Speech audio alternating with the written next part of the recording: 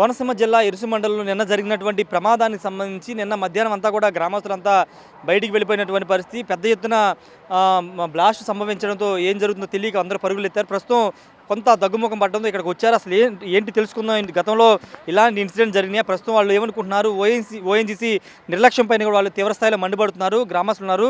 ఏమంటే ఏంటంటే మీకు ముందస్తుగా సమాచారం ఇచ్చారా లేదా? ఎంత పెద్ద ఎత్తున బ్లాస్ట్ జరిగినప్పుడు కనీసం సమాచారం ఇవ్వాలి. ఓఎన్జీసీ అధికారులు ఏమైనా ఇక్కడికి వచ్చారా? ఏం చెప్తున్నారు? ఏమంటే గత 30 సంవత్సరాల క్రితము ఇక్కడ ఓఎన్జీసీ స్టార్ట్ చేశారండి. స్టార్ట్ చేసి అప్పుడు వర్క్ చేశారు. అప్పుడు ఏమైందో తెలియదు, పడిందో లేదో పడలేదో తెలియదు, క్లోజ్ చేసారు, అయిపోయింది. 30 సంవత్సరాల తర్వాత మళ్ళీ దీన్ని రీఓపెన్ చేశారండి. ఇప్పుడు ఎవరికి గ్రామంలో ఇప్పుడు 100 మీటర్ల దూరంలో గ్రామం ఉన్నదండి. ఇక్కడ ఎవరికి చెప్పారండి అసలు ఇలా ఓపెన్ చేస్తున్నాం? హై స్కూల్ ఉంది, చంటి పిల్లలు వేలాది మంది పిల్లలు స్కూల్లో చదువుతున్నారు అక్కడ హై స్కూల్ పక్కనే.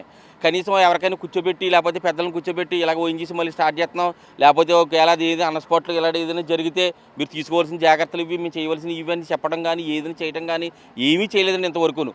ఒక 5 కిలోమీటర్ల దూరంలో మాకు నగరం ఉన్నది. నగరాన్ని ఎటువంటి ఇన్సిడెంట్ జరిగిందండి అసలు? తెల్లగట్ల జరిగి మొత్తం ఎన్ని ప్రాణ నష్టం జరిగింది. అలాగే ఈ రోజు కూడా నిన్న కూడా తెల్లగట్ల జరుగుంటే ఎవరైనా ఏదైనా అగ్గిపుల్ల కానీ ఏదైనా కానీ గీసుంటే ఏదైనా వేసుంటే ఎంత ప్రాణ నష్టం జరిగిందండి? ఎవరు సమాధానం చెబుతున్నాండి అసలు దీనికి? అసలు కనీసం తగిన జాగ్రత్తలు కానీ చేయవలసిన ఏమి కానీ ఎటువంటి జాగ్రత్తలు కానీ ఎటువంటివి కానీ ఏమీ చేయట్లేదు.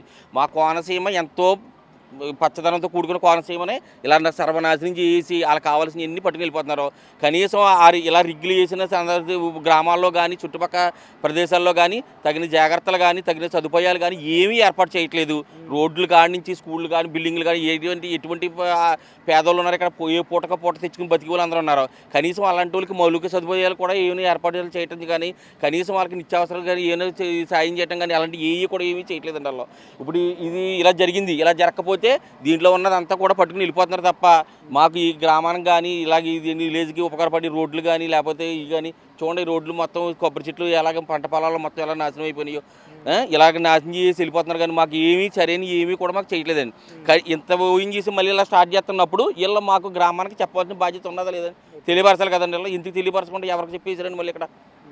ఇప్పుడు ఇది జరిగింది, దీనికి బాధ్యతలు ఎవరండి అసలు? ఇప్పుడు ఇది చేసేసి ఆర్పేసి వెళ్ళిపోతారు. ఊరంతా కూడా ఎన్నాళ్ళు మేము మాకు ఇది ఇబ్బందులు ఉంటాయి. పంట పొలాల కాడి నుంచి కొబ్బరి చెట్ల కాడి నుంచి మొత్తం అన్నీ ఇదైపోయింది. ఏదో మీరు వచ్చారు వెళ్ళిపోతారు. మాకు తర్వాత ఏంటంటే మొన్నేమో తుఫాను వచ్చి తుఫాన్లో కొట్టిపోయింది మొత్తం ఈ అంతర్వేది అన్నీ కూడా కొట్టిపోయినాయని. అంతకుముందు నగరాన్ని జరిగిందని ఇలాగ మన కేసినబెల్లిలో జరిగింది. ఇప్పుడు ఈ ఇరుసుమండ ఇలాగ మాకు నిత్యం ఇలాగ మేము ఇలా 500లోనే బతకాల. ఓ పక్కన సముద్రం, ఓ పక్కన గోదావరి, ఓ దెబ్బ కింద మేము బతుకుతున్నాం. మాకు కనీస సదుపాయాలు కానీ మాకు ఏమీ కూడా ఏర్పాట్లు చేయట్లేదండి. దాని మీద మాకు గవర్నమెంట్ కానీ మాకు ప్రభుత్వాలు కానీ మాకు తగిన సర్వీస్ చేసి మా గ్రామానికి చేయవలసిందని చెప్పేసి మేము కోరుతున్నాం. మీరేంటండి అంటే ఓఎన్జీసీ వాళ్ళు ఏమన్నా మాట్లాడారా మీ గ్రామస్తులతో? ఇన్సిడెంట్ జరిగిన తర్వాత వాళ్ళ సిబ్బంది ఏమైనా మాట్లాడారా? ఓఎన్జీసీ వాళ్ళు అదే లేట్గా స్పందించారండి. ఇది లేట్గా స్పందించారు. వాళ్ళే పరుగులు తీశారు కదండి. ఇప్పుడు కొద్ది బ్యాక్ వాళ్ళే లేట్గా స్పందించారు. ఇక్కడ ఏంటంటే మెయిన్ అంటే రాజోలు నియోజకవర్గంలో ప్రతి గ్రామంలో ఇంచుమించుగా గ్రామం పక్కన గ్రామంలో ఓఎన్జీసీ రిగ్గు ఉంది. ఆ రిగ్గుల వల్ల ఎప్పుడైనా ఏ ప్రమాదం రావచ్చు. ఎప్పుడైనా మొత్తం అందరూ నిప్పులు కుంపడి మీద ఉన్నారు. ఆ మాటకు వస్తానండి. అలాగని కాకుండా ఈ రోడ్లు మెయిన్ ఏంటంటే మౌలిక వసతులు కల్పించాలని ఓఎన్జీసీ లాలో ఉంది. ఏదో వైద్యం కానీ విద్య కానీ మౌలిక వసతులు కానీ రోడ్లు రవాణా ఇవన్నీ చేయాలని ఉందండి. కానీ ఎక్కడ కూడా ఒక చూడండి ఇదే రిగ్గు ఉంది, దీనికి సరైన రోడ్ లేదు, రూటే లేదు అని చెప్తున్నాను. అలాగా ప్రతిదీ కూడా అలాగే ఉందండి. మీకు అలా పట్టిపోవడమే తప్ప కానీ ఇక్కడ నుంచి ఓఎన్జీసీ ఆయిల్ దోసుకెళ్ళిపోవడమే తప్పండి. వీళ్ళకి లోకల్గా ఓఎన్జీసీ వాటర్ ఇప్పుడు ఏర్పాటు చేయడం అసలు ఇలాగా. ఇప్పుడు ఇలాంటిది ఏదైనా జరిగితే ఇలా తగిన తీసుకోవాల్సిన చర్యల గురించి కనీస చర్యలు తీసుకోవాలి కదండి. ఇప్పుడు వాళ్ళ పైప్ లైన్ వేసి ఇప్పుడు వాటర్ పెట్టి ఇప్పుడు తడుగుతూ ఏంటంటే అసలు ఇక్కడ దానికి తగ్గట్టుగా ఇక్కడ వాటర్ నిల్వ ఇక్కడ వాటర్ నిల్వ ఏర్పాటు చేసుకోవాలి కదండి. ఇలాంటిది ఏదైనా జరిగితే దానికి వెంటనే వాటర్ ఉండాలి, లేకపోతే దానికి లిక్విడ్ ఉండాలి, లేకపోతే దానికి సంబంధించినవి ఉండాలి, దానికి సంబంధించిన రెడీ చేసుకోవాలి కదా. ఏదంటే అసలు ఇక్కడ కనీస సౌకర్యాలు ఏవి ఎలా పడితే అలా వదిలేసి ఇప్పుడు ఏదో పట్టుకొచ్చి ఇప్పుడు అంటిస్తున్నారు. ముందు ఆలోచన ఉండాలా ఉండక్కర్లేదా? ఇది ఏంటండి? ఇటువంటి వ్యవస్థ నడుపుతున్నప్పుడు ఇటువంటి ప్రణాళిక నడుపుతున్నప్పుడు దానికి తగ్గట్టుగా ఉండాలా ఉండక్కర్లేదండి.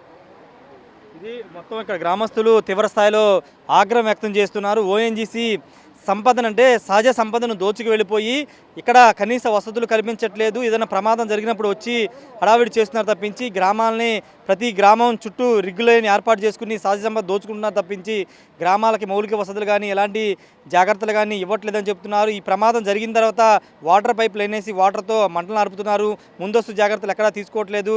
ఓఎన్జీసీ పైప్ లైన్ లైన్ వేసేటప్పుడు రిగ్గులు ఏర్పాటు చేసేటప్పుడు ఆ పైప్ లైన్ వెళ్ళే ప్రాంతాల్లో మౌలిక వసతులు కల్పించాలి. అక్కడ సేఫ్టీ మెజర్మెంట్స్ పాటించాల్సిన రూల్స్ ఉన్నప్పటికీ అవి ఎక్కడ కూడా పాటించట్లేదని గ్రామస్తులు అయితే ఆగ్రహం వ్యక్తం చేస్తున్నారు.